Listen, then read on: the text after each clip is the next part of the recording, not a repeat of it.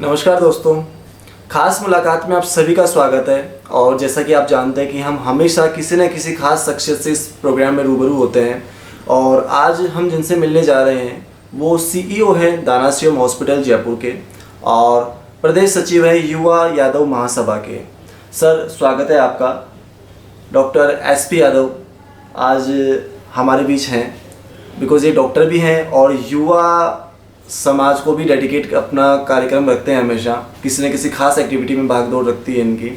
Sir, बहुत सारे लोगों से आप मिलते होंगे अपने कार्यक्रमों के दौरान और हॉस्पिटल में भी बहुत से लोग आपसे मिलते हैं, आपके पास आते हैं।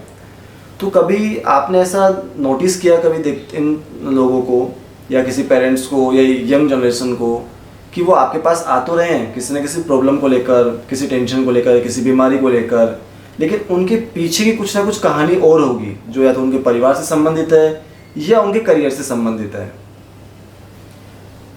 नहीं, ये दो अलग अलग प्लेटफॉर्म है जी। एक प्लेटफॉर्म मेरा समाज का जो दायित्व मेरे को दे रखा है प्रदेश सचिव का, वहाँ समाज से संबंधित बात होती हैं। हॉस्पिटल में सीईओ हूँ तो वहाँ मरीज से रिलेटेड ही मैक्सिमम बातें होती हैं। बिल्कुल।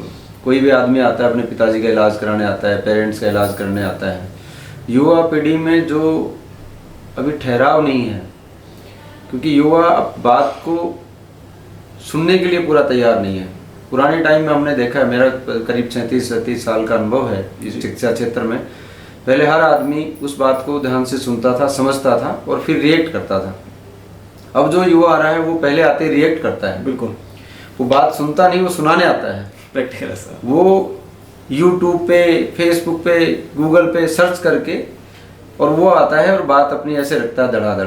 मतलब उसको कहीं ठहराव नहीं है, ना वो ये समझने की कोशिश करता है सामने वाला कितना क्वालिफाइड होगा या सामने वाला आपको क्या समझाना चाहता है।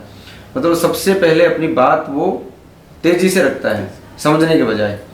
ये बड़ा समाज में बदलाव आ रहा है और ये बदलाव ही कहीं ना कहीं हमें एक दिन विनाश की ओर ले जाने का कार्य कर रहा है। बेसिकली जैसे आपने कहा कि गूगल से, यूट्यूब से वो कुछ ना कुछ सामग्री इकट्ठी करके लाता है, कुछ भी रिसर्च करके, और वो सीधा आपसे सवाल पुटअप कर देता है बिना उस चीज़ पे पूरा रिसर्च करे।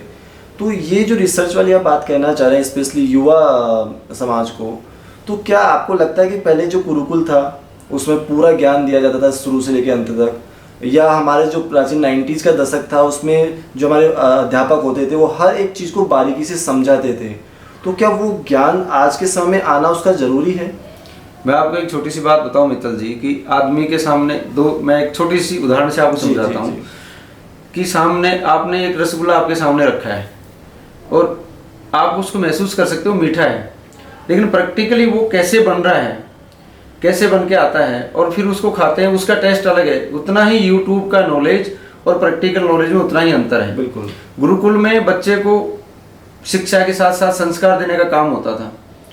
उसको सारी चीज़ें सिखाया जाता था कि वो शुरू में उठते ही 2 किलोमीटर उसको दूर जाना है, वॉक करना है, फिर अपना काम स्वयं का स्वयं करना है।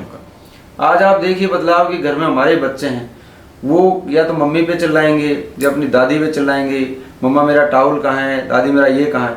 मतलब उनको अपनी चीज़ों का ध्यान नहीं, क्योंकि वो ध्यान भटक रहा है। वो पूरा टाइम अपना मोबाइल में दे रहे हैं, यूट्यूब पे दे रहे हैं। ये एक रेडीमेड चीज़ समाज को परोसी जा रही है जो कहीं ना कहीं समाज हित में अच्छी नहीं है मेरी नॉलेज के हिसाब से। क्योंकि आज जो बच्चा आता है ना डिजीज के लिए लेता है कि साहब इस डिजीज में ये दवा कैसे दे दी। उस बच्चे को ये पता नहीं कि चावल जो चीज़ है ना सर, चावल वो भगवान के मस्तिष्क पे भी लगता है, तिलक में जमाई के भी लगता है, और जब हम दाह संस्कार करके आते हैं तो वो चावल उनको भी खिलाया जाता है। तो एक चीज़ है, उसके कितने स्वरूप हैं, तो उस चीज़ को नहीं समझते कि भाई आपने YouTube पे देख लिया पैरासीटामोल ये काम, उसके बहुत सारे काम है, उसका हर चीज में अलग अलग रूप, अलग जगह होता है। भी कोई भी चीज़ें जो है हमने देखा है कि एक चीज़ के 1000 फायदे हैं और एक चीज़ 1000 जगह काम आती है। उसको आप कोरिलेट कैसे कर सकते हो? मैं मेरी ससुराल जाता हूँ तो मेरा जवाई का रूप होता है, मेरी बहन के जाता हूँ तो वहाँ मेरे एक साले का रूप होता है। तो एक इंसान है, उसके जगह के हिसाब से उसके इफेक्ट्स बदलते हैं, उसके संस्कार बदलते हैं, उसकी सोच बदलती है।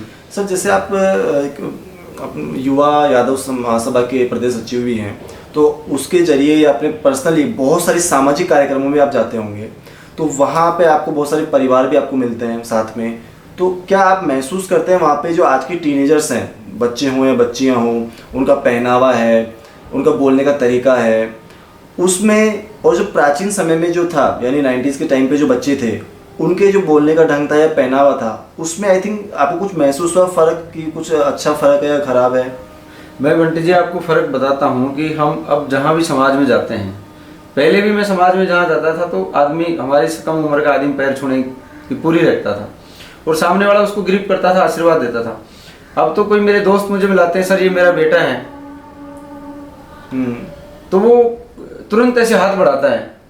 मतलब अब कहाँ जा रही है पीढ़ी? मतलब वो झुकने के बजाय, आप पैर नहीं छुए, हो सकता है कि आपके सम्मान में कहीं कमी, पर लेकिन आप झुक के प्रणाम कर सकते हैं, है ना, संबोधन अंकल नमस्ते, या पर वो सीधा हाथ आगे बढ़ाते हैं। मुझे कई बार आश्चर्य होता है, मेरी उम्र से 3 टाइम छोटे, मतलब मैं करीब 56, तो वो जो बच्चे 20 साल के 18 साल के, वो भी आगे हाथ बढ़ाते हैं। हम क्या देना चाहते हैं समाज को, मुझे आज तक समझ नहीं आया। पहनाव का देख लीजिए, पहले बच्चे, मुझे याद है कि हमारे स्कूल टाइम में प्राइमरी तक तो नेकर होती थी, फिर पैंट आ जाती थी 8th क्लास में, ये सब। अब कई लोग बड़े शौक से अपने बच्चों से मिलाते हैं, कपड़े कैसे पहनते हैं वो सारा समाज देखता है। मैं उन चीज़ों के खिलाफ नहीं हूँ कि आप मॉडर्न उसमें जाइए, लेकिन कहीं ना कहीं आपको अपनी मर्यादा, अपनी संस्कृति है, उसको अपने को हमेशा याद रखना चाहिए। ये बात आज आप इंग्लैंड में चले जाइए, अब उनकी संस्कृति है कि टाई लगाना, कोट पहनना, उन्होंने आज तक नहीं छोड़ा उस चीज़ को। हम बदले जा रहे हैं चीज़ों को।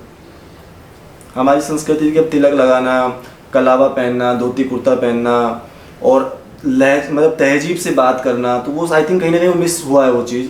और जहाँ तक हमें लगता है कि सर वो जो मिस हम कर चुके हैं, जो दादा दादी की सभ्यता थी, उनके जो संस्कार थे, उसी की वजह से कहीं ना कहीं तनाव, टेंशन में आना, सुसाइड कर लेना, ऐसे बहुत सी चीज़ें दिन ब दिन बढ़ती जा रही हैं, घट नहीं रही कहीं पर भी।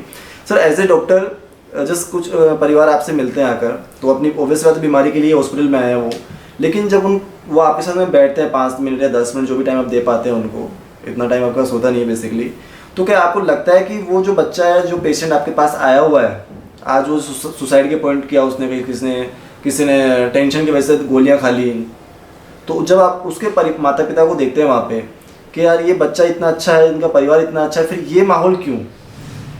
इसके पीछे एक बहुत बड़ा कारण ये है कि आज हर आदमी, एक तो ये जो मोबाइल है, ये इसमें सब खोए हुए हैं। एक घर में 4 आदमी, चारों मोबाइल पे, एक दूसरे की शक्ल नहीं देखते। दूसरा ये है कि पहले मेरे को अच्छे से याद है कि बच्चे थोड़े बड़े होते थे, 8-10 साल के, दादा दादी के साथ मैक्सिमम रहते थे, नानी के साथ रहते थे। अब उनका कहीं मन ही नहीं लगता, उनका सिर्फ और सिर्फ फोकस ये रहता है कि मोबाइल पे।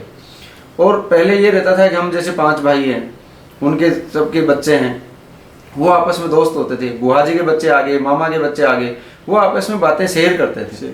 शेयर करते, कोई भी उनको तकलीफ आती थी, उस चीज़ को शेयर करते थे, तो उसका समाधान निकल के आता था और वो एक टीम बन के सब मदद करती थी। उनमें से कोई एक बच्चा पेरेंट्स के साथ फ्रेंडली होता था, वो उस बात को अपने पेरेंट्स तक पहुंचाता था कि फलां के बच्चे को ये प्रॉब्लम है, पापा आप कुछ मदद करो, और उनको बचा लिया जाता था।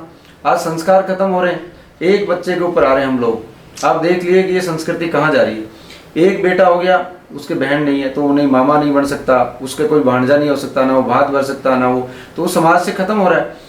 अगर एक है तो फिर उसके ना चाचा होगा, ना मामा होगा, ना ताया होगा, ना मौसी होगी, रिश्ते खत्म हो रहे हैं, तो आपको बचाएगा कौन? सही बात। आप सिर्फ यूट्यूब पे लग रहे हैं या मोबाइल देख रहे हैं, उस पर इस तरह की चीज़ें परोसी जा रही हैं जो वो एकांत जीवन प्रदान कर रही हैं।